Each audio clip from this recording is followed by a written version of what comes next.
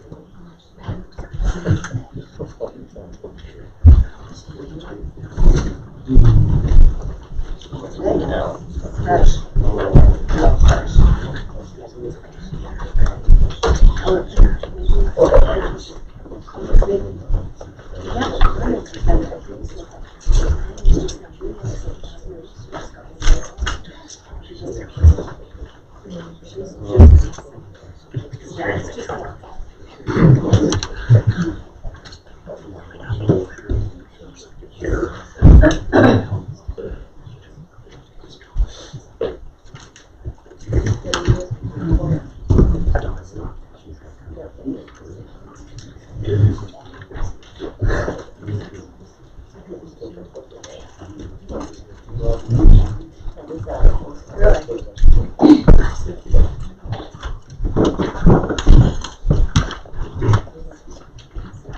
to let everybody know, we are waiting on another council member, John Curtis, so we have a quorum.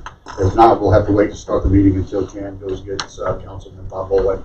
So we're gonna wait just a couple minutes. We can't run a meeting without a quorum. Is Sonnenberg still outside? You asked him to go knock to make sure everything's all right. And Curtis, What's that? and then I have someone in a wheelchair. What's that? I have someone in a wheelchair. Would be a good place for them. Oh, bring him up front. Can I ask? Yeah, we can put it right here at the table. The way you guys. How about right here next to you, John? I think that'll work.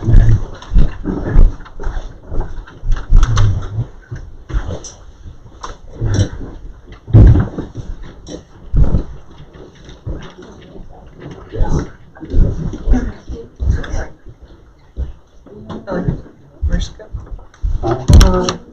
We're thinking maybe right here if this works. Hello. Welcome. We've got this projector screen back here, so you may want to Spin around. It won't be used the whole meeting. Just a part of it.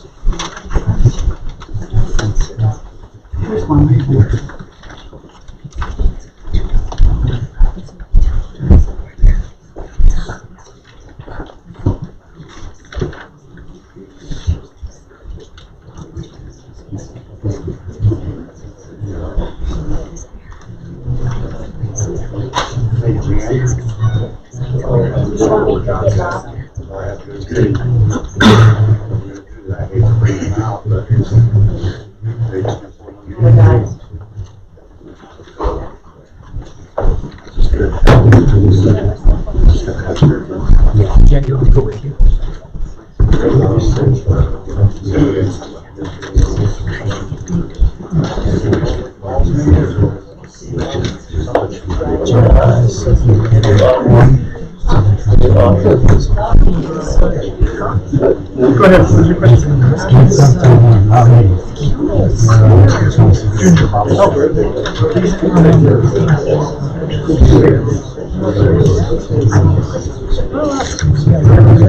Southern Europe.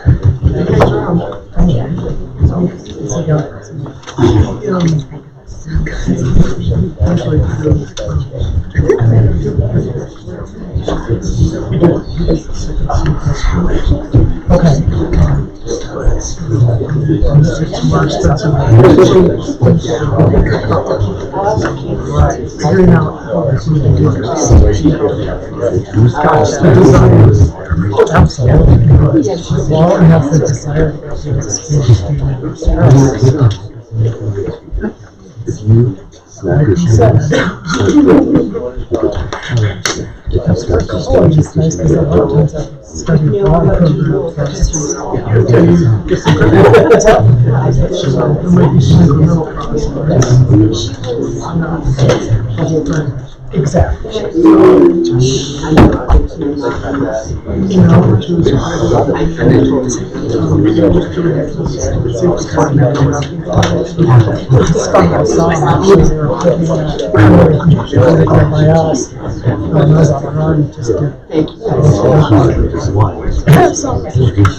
I recognize that hair, but he's all good.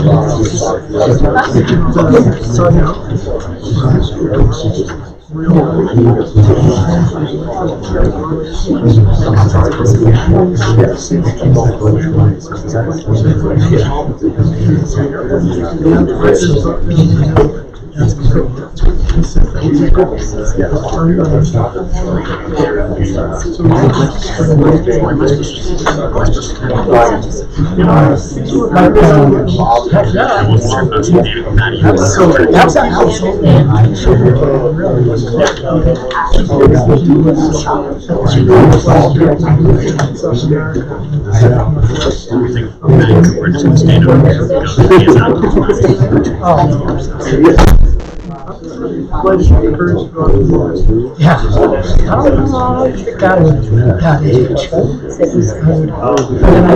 Stuff here, but international.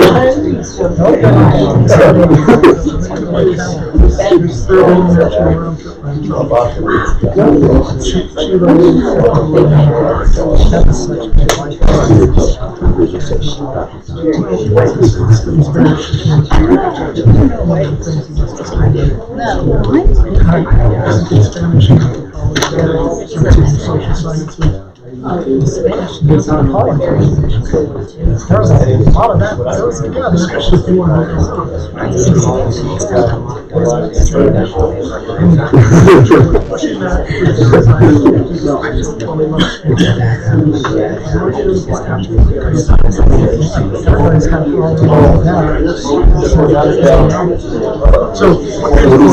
So, here's a question.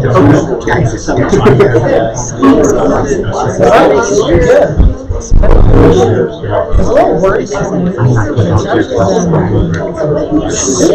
Transition. Middle school to high school. Elementary to research says they get easier on your books. I guess that's like yes. So far, that's probably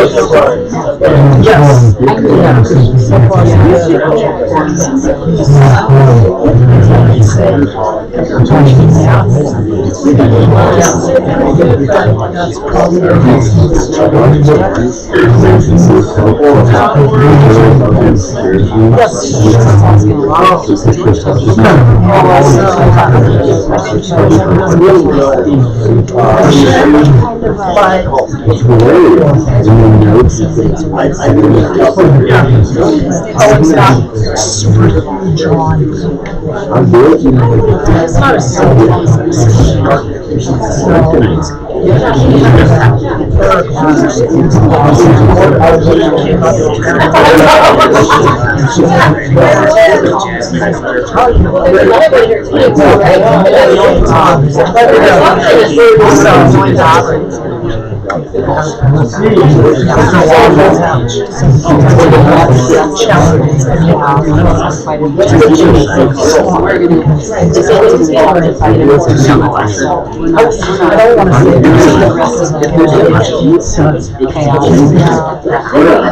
We're ready.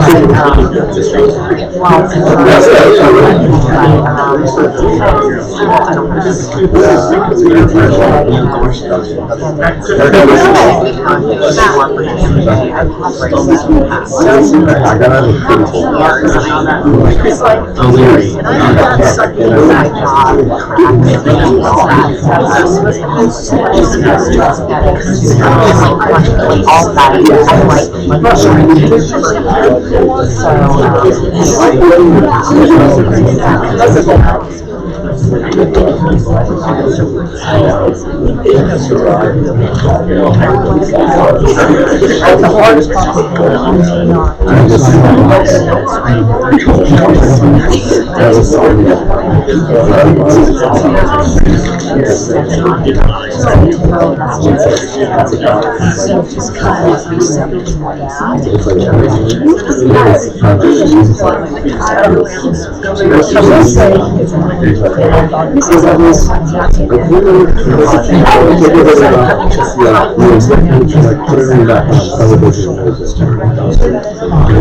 I go,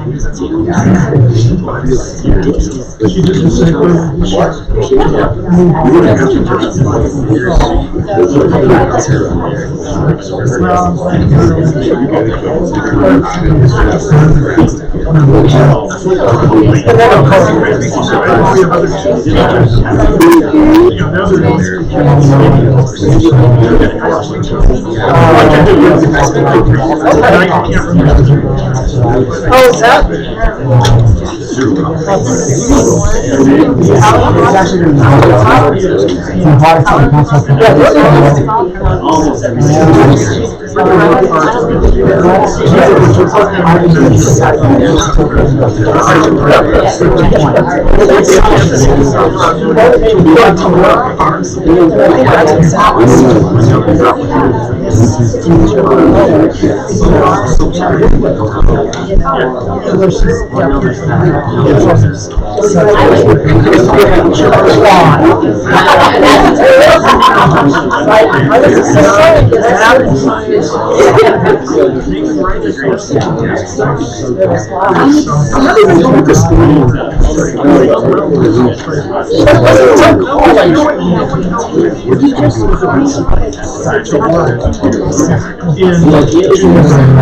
Exactly.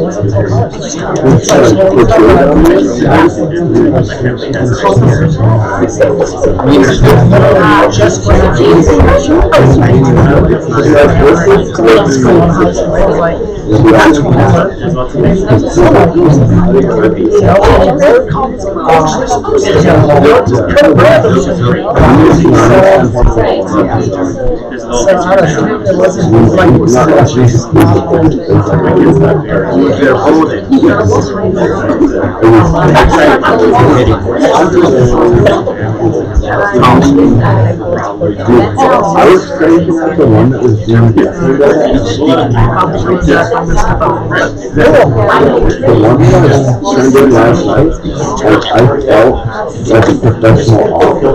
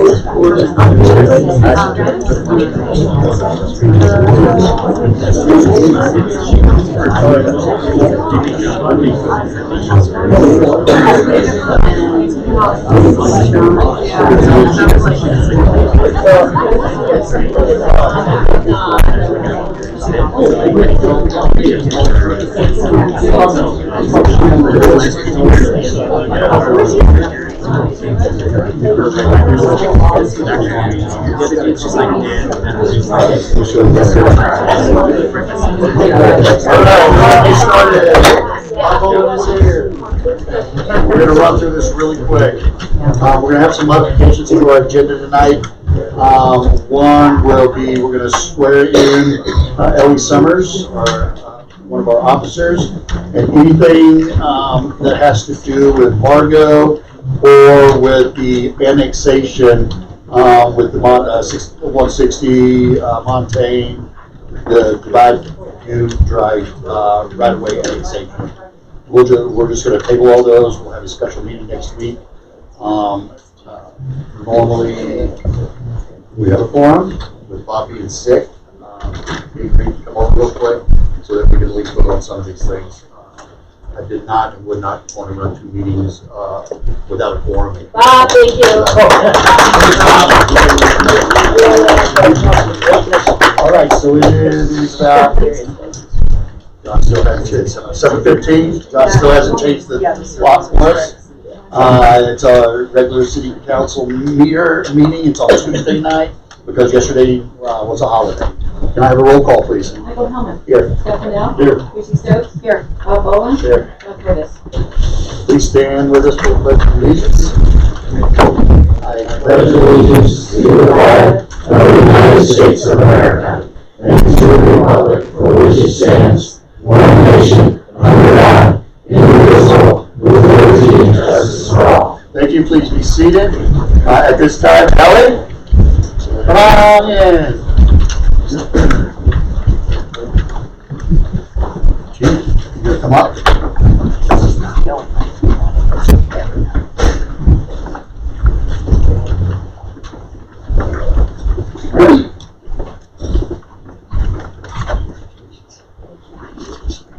I, Ellie Summers, do solemnly declare and affirm that I will support and uphold the Constitution of the United States, the Constitution and the laws of the state of Colorado, and the laws and ordinances of the state of Iron Springs, and that I will faithfully perform the duties of police officer for the state of Colorado upon which I'm about to enter. Right. Congratulations.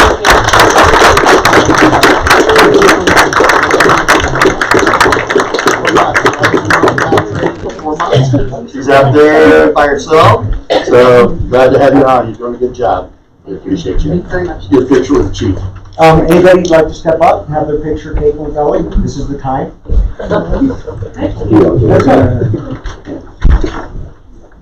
And are these your parents?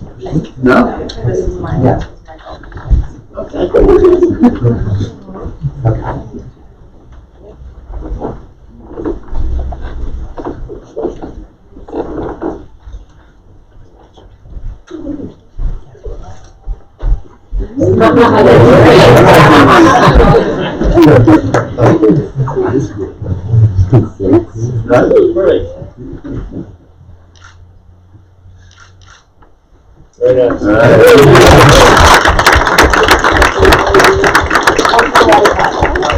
Bear with us. not wearing my glasses, so I'm trusting this is autofocusing, right? All right, one more for posterity. All right.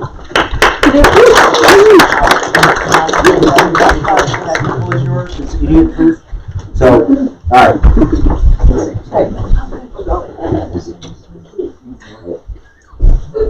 My tax rate? Smiles, All right, thank you. Congratulations, welcome. Yeah, we're very proud to have you.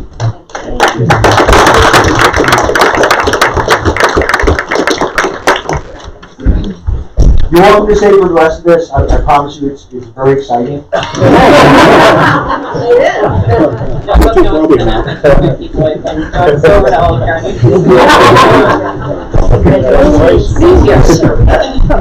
Okay, we have an agenda in front of us tonight. I need a motion, please. November 12, 2018 meeting. Second. Motion and second. Discussion. Hearing none. All in favor? Aye. Any opposed? Hearing none. The conflicts of interest. We know there's a conflict of interest tonight, and we're gonna fix that by not hearing the Argo and the annexation parts of our agenda tonight. Minutes. Do I have a motion? Move to approve the minutes from October 14th, 2019. Do I have a second? Second. Motion is second. Discussion. Hearing none. Roll call. Michael Hillman. Yes. Jeff Now. Yes. Teresa Stokes. Yes. Bob Boland. Yes. John Curtis. And we will now move to the approval of the bills. Do I have a motion? Move to approve bills to November 12th, 2019 and ratify the bills from October 28th, 2019. Do I have a second? Motion is second. Discussion. Anything on there or any highlights our department heads wants to bring to us? And the bills.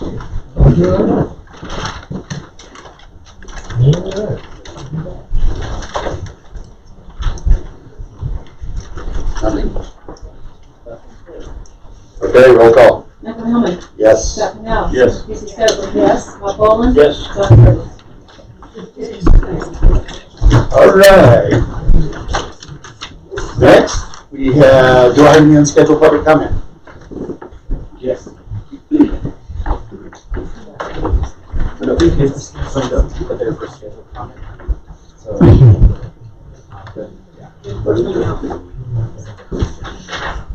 These are all of our things. So, There's some on the bottom. There's some exhibit there. outdoor nail, Yes, please come up. I made a mistake on that. Oh, okay, that's all. Bodie, Cooper, Emma, those are all classmates, right? Yeah. Okay. There's one on the top of that. Well, so while we have you, come on up. Let's hear what you're about, what you've been doing. I know you've been working on this for quite some time. Yeah, come on up here.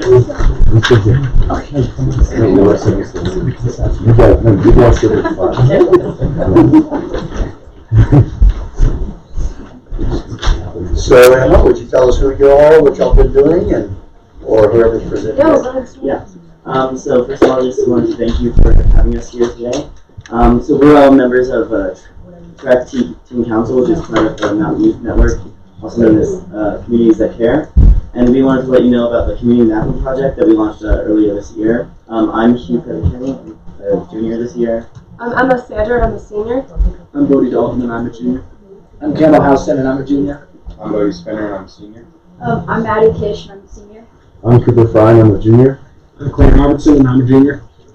So basically, the community mapping project was mostly designed to identify, improve, and basically just increase the youth-friendly spaces throughout our community. The assessment includes youth-friendly feedback, or youth feedback on locations throughout the county where we might hang out as young people. And the feedback mostly focused on perceptions about the safety and comfort level of these various locations. And it might include comments about lighting, cleanliness, safety, and other various features. So over 100 students participated in the project, and over 500 surveys were submitted. So the 500 surveys were spread across various locations throughout Clear Creek County, places such as Citizens Park, the skate park, Two Brothers Deli, the libraries, and many more. So we're passing out a handout right now with a list of locations as well as community partners. We have the survey displayed on the monitors for you guys to view for a minute. It's pretty much the survey would have a drop down. Students would choose a location, you can put a pin on the map, and then it has options down here such as very comfortable for you, with changes to be comfortable for you, and it's uncomfortable for you. So if you click on one, say very comfortable, you could answer like what changes and why as the phone, and then we have some demographical questions right here down below. A group of us have analyzed most of this qualitative data. The goal is to interpret the data and make meaningful conclusions about the changes that would improve or increase use friendly locations in Clear Creek County. So more places in these spaces that are youth-friendly allow young people like us to gather in a more welcoming environment, which leads to greater youth engagement. So youth engagement is linked to positive outcomes for young people, adults, and the community in general. So this mapping project is a great example of youth engagement. It's created opportunity for youth to have voice. So we came here to tell you about this project, share our progress, hear your thoughts and suggestions, and ask for your support. We hope you allow us to return in winter with a more formal presentation.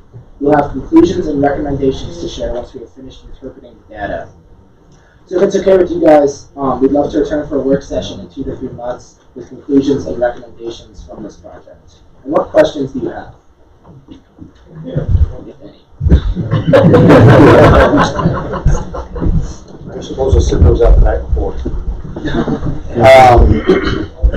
I just have just a statement. I know how hard that y'all been working on this, and I really appreciate what you did and defining these troubled areas.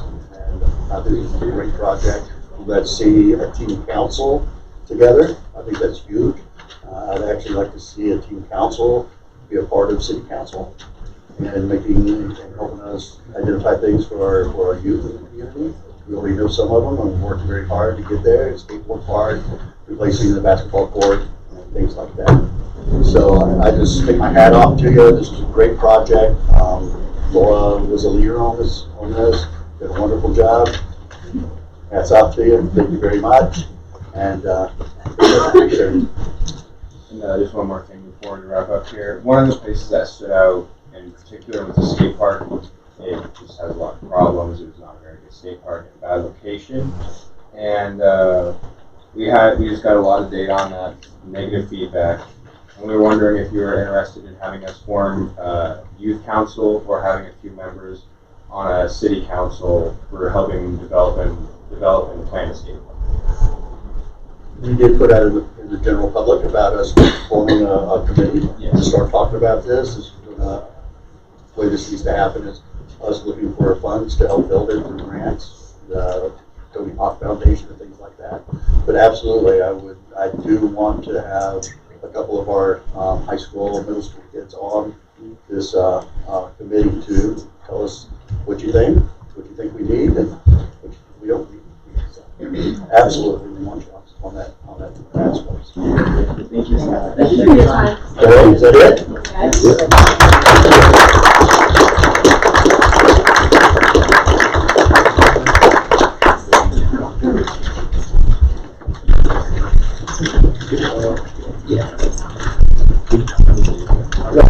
Move on. Bees knees, water and sewer usage. Come on up, station here. You're excited.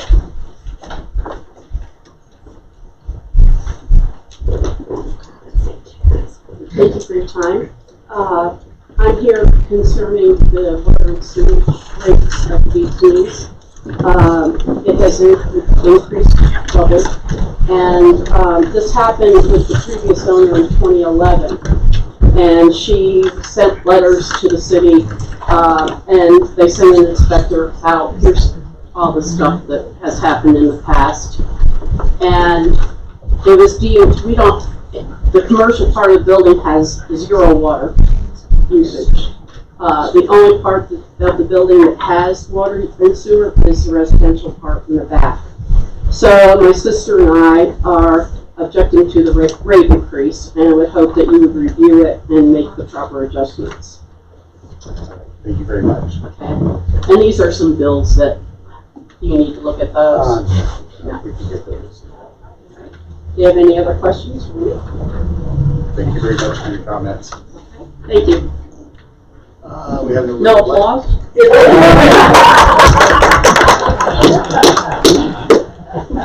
Okay, legalizing marijuana, planning, okay, so under planning and community development, we will table A, and we will move to B.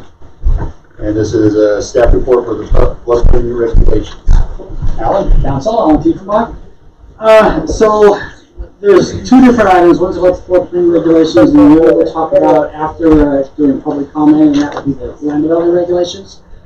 In regard to the floodplain regulations, this year, actually, starting last year, FEMA started updating their flood insurance study.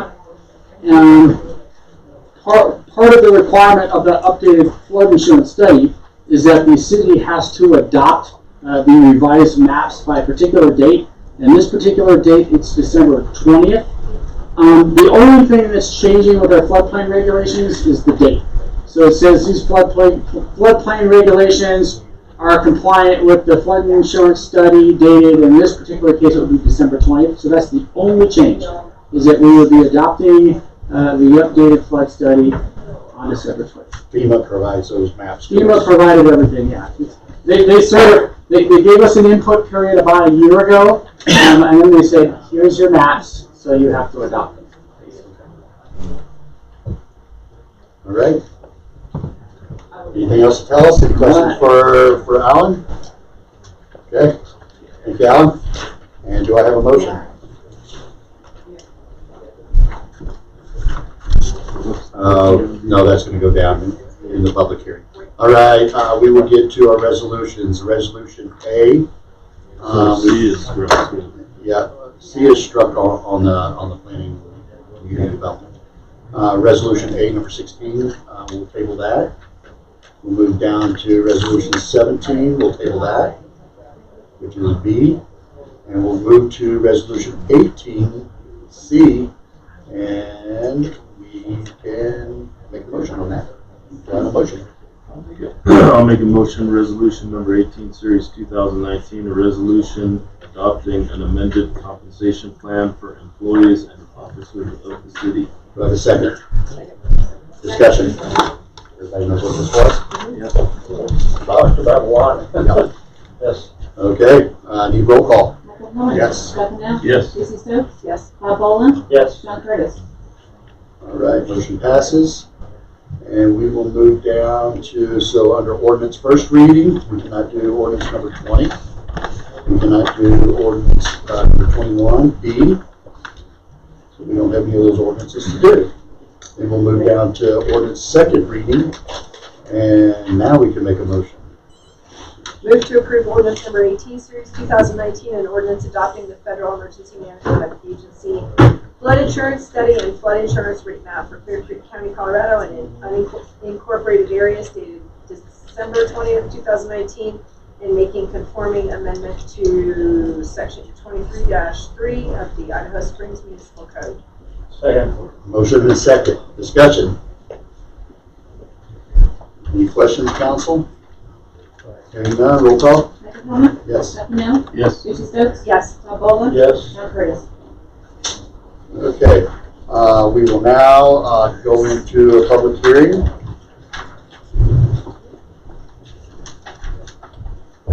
This hearing will come to order.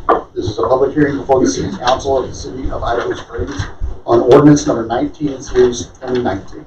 An ordinance adopted by reference and amended chapter 21 of the Idaho Springs Municipal Code concerning land development regulations. If there's anyone in the audience that would like to give public testimony, please sign up over there. And the order of this hearing will be as follows. Staff introduction and testimony, applicant, in this case is the city, and then public testimony. This hearing is now declared open. It is 7:33. Now we will hear staff testimony. Okay, good evening, council. I'm just going to run you briefly through the whole synopsis of what's being proposed here. They're relatively minor. So if you remember, just about exactly a year ago, November 13th, 2018, the City Council approved the complete reorganization of all the development associated regulations of the municipal code. And this was into a new land development regulation. This original LDR was reviewed and revised by the Planning Commission in 9 different work sessions, 1 public hearing, 1 community meeting. In the original LDR, there was a notice mailed to every single property owner in the city of Idaho Springs. Staff has been working under this new land development regulation now for the last year. Although this LDR is a significant improvement over the previous development regulations, there are some minor tweaks that need to be done. These are things that have been arisen kind of as we've been working on it. This is very common for municipality to have to do some nips and tucks to their LDR. So here is what's being proposed. The first one is that there is a section in non-conforming uses and buildings. If you remember last year, we had an issue with all of these existing houses being on Minor Street being C1, and people having a hard time getting their mortgages renewed or anything like that because the houses were zoned commercial 1. We have a similar situation with single-family attached, meaning duplexes, triplexes. They're all over the city. Many of them have been existing for years, but they're not technically allowed in R1.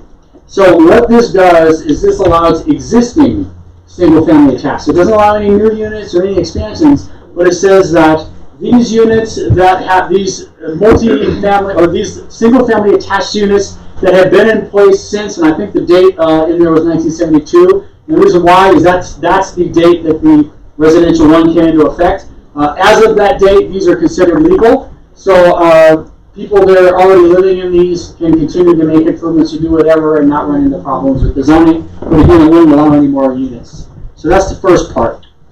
The second thing is there's a little more clarification on the regulations in regard to accessory dwelling units. Remember that those are your granny units or your Fonzie units or whatever you want to call them. One of the things is that right now the land development regulation doesn't talk about what zone districts they're in. Right now they're allowed in any zone district. This would be limiting it to R1 in residential estate, so the single family ones, not all of them. And the other thing is the current regulations right now don't have a minimum size for accessory dwelling units.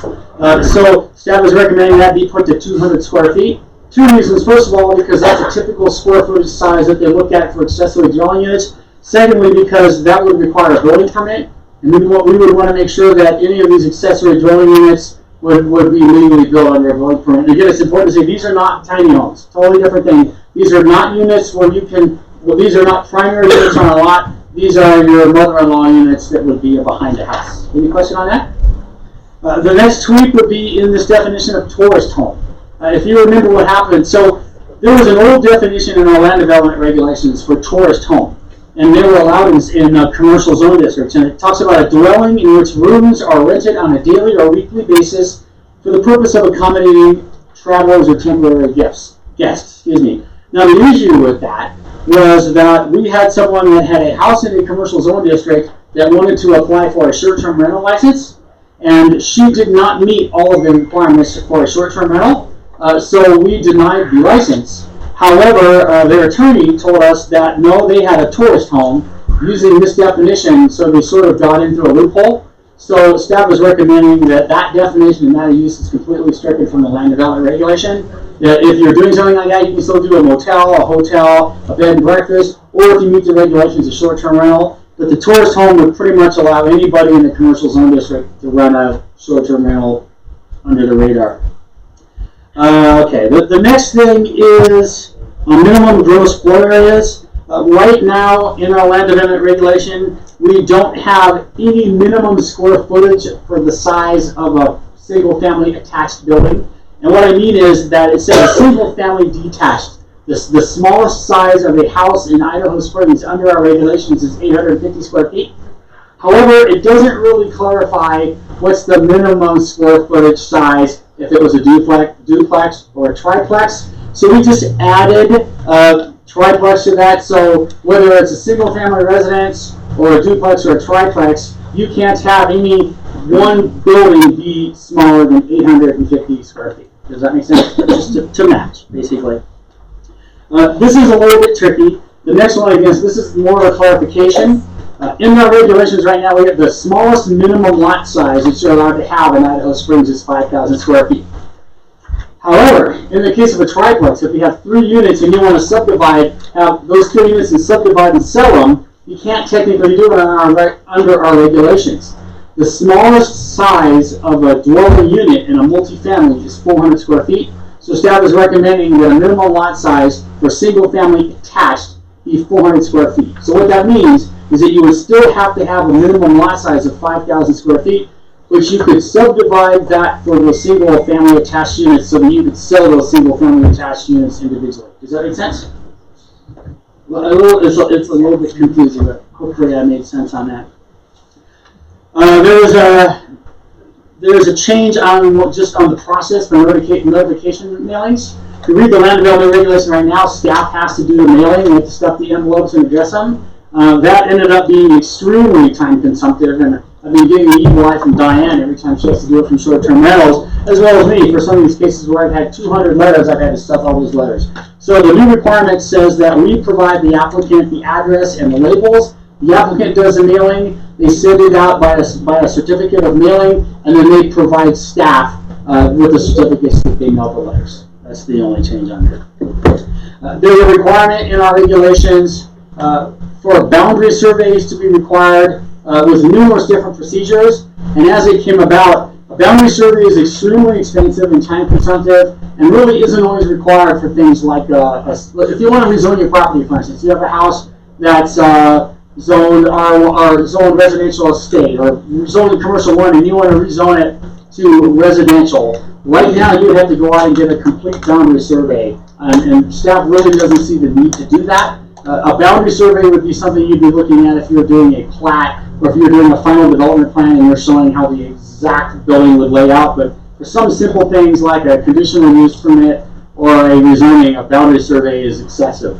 So we're just recommending that requirement taking out of these civil requirements.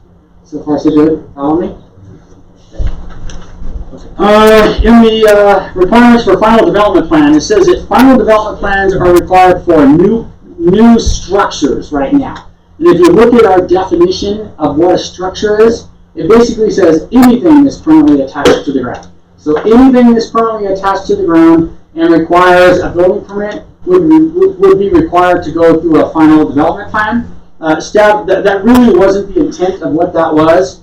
Staff is recommending that the requirement be for buildings. And when it talks about buildings, it means ceiling, floor, walls. Now, in some cases, for instance, I had a question about, for instance, a gondola. The plan development for the Argo already says they have to do a final development plan. So even if they're not required by the regulations to do it, they would still have to do it because that's what the zoning requires. But having to do a final development plan for any structure, anything that's attached to the ground that needs to have a building permit is a lot of process for some very small things. So far, so good? I think that's it. So this was sent out for comment to numerous city departments, outside agencies. There was as well as emails that were sent out to people that were listed as stakeholders. We posted it on the Facebook page on the city website.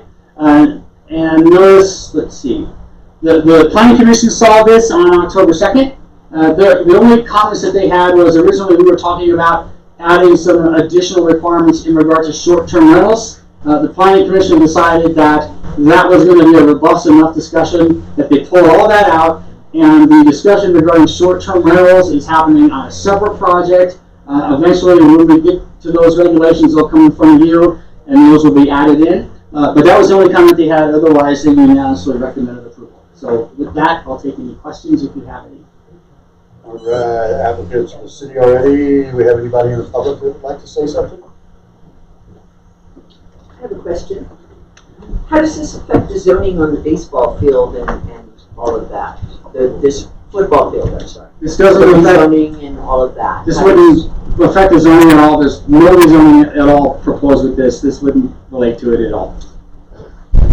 Okay. I guess I misunderstood what you were talking about with zoning changes.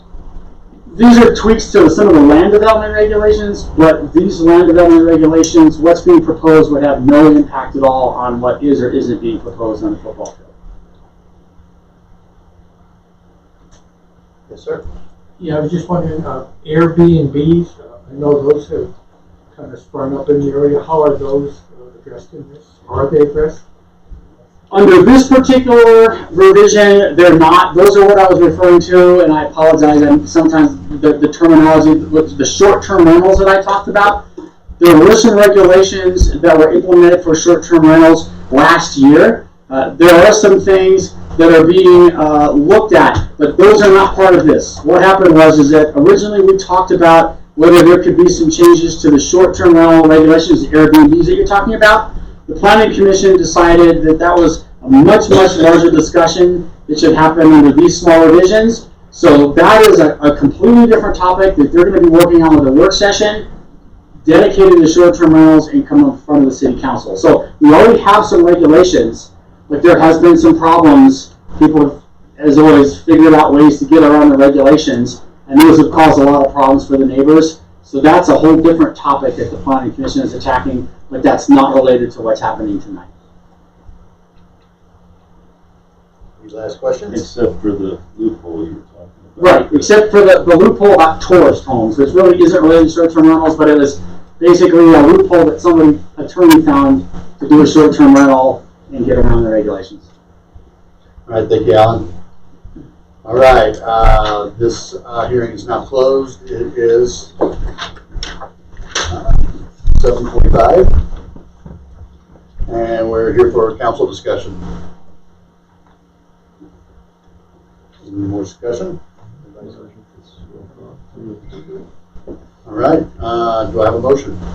I'll make a motion for ordinance number 19, series 2019, an ordinance adopting by reference an amended chapter 21 of the Idaho Springs Municipal Code concerning land development regulations. Do I have a second? Second. Motion and a second. Last chance for discussion. Hearing none, roll call. Michael Hillman. Yes. Scott Pennell. Yes. Susie Stokes. Yes. Mike Boland. Yes. John Curtis. All right, we will give our updates for our department heads. City Administrator Andy, what do you have for us? Mayor and Council, you have my report with no request for action. All right. Busy week, long weekend for everybody. I hope you enjoyed that. All right. Thanks, Andy. City Clerk. Mayor and Council, I too have my staff report for you. There's no request for action. All right. Looks like you've been pretty busy too, Diane. Anybody have a question for Diane? PD, Chief? Mr. Mayor and Council, I'll refer you to my report. I have no request for action. We did have one special event, the Pumpkin Smash, since our last council meeting. It was, George still here? It was without a doubt one of the largest attendance we've had. So it's becoming a well-known event. Was it smashing? It was smashing. They ran out of pumpkins, and even King Super sent a truckload of pumpkins down. Okay, do we have any questions for the Chief? Hearing none, we'll move to John. Mayor and Council, I refer you my staff report with no request for action. All right, you want to give us an update on the two projects going on, where we're at? Riverside is down to concrete and one storm drain. Work has started again on West Minor Street for water, sewer. Hopefully we get that gas line switched over. Today they finished the last of the changes to new meters for gas meters. So they should be cutting off the old gas line this week, sometime this week. Okay, very good. All right, any questions for John? Just want to mention those new lights up so the kids look great. Look really nice. But 11 Ready for them to get fired up, yeah. Yeah, one more, I don't know if they're on tonight. No, I don't think we got power all to them. No, they were working on it at 4 o'clock, 12 o'clock. Yeah, they're probably out now. Those are nice looking fixtures. Really pleased with those. Yeah. All right, we'll move to Dan. Mayor and Council, I'll refer you to my staff report. There is one request for action. It's for the XL Energy Power Draw property down there. Will be split between the two properties, but the portion that the water department is paying for was actually budgeted for in the GMP contract that got approved, so that GMP contract will be reduced by this amount. Oh. Okay. I like it. So, do I have a motion? Move to approve $31,117.89 to Excel Energy for electrical service installation. Do I have a second? What's the line item on that? What's your line item? Oh, it's coming out of two, so Oh, the water wastewater portion will be 5472 or 5572.73 cents. Roll call. Michael Bowman? Yes. Scott Fidel? Yes. Tracy Stokes? Yes. Bob Boland? Yes. John Curtis? Who seconded that?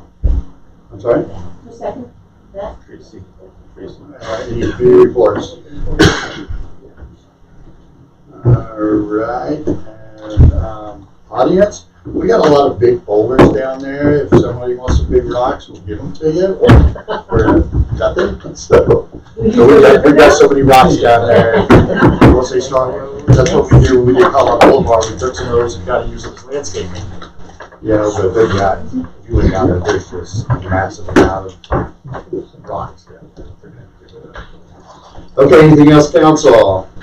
It is 8:50, meeting adjourned.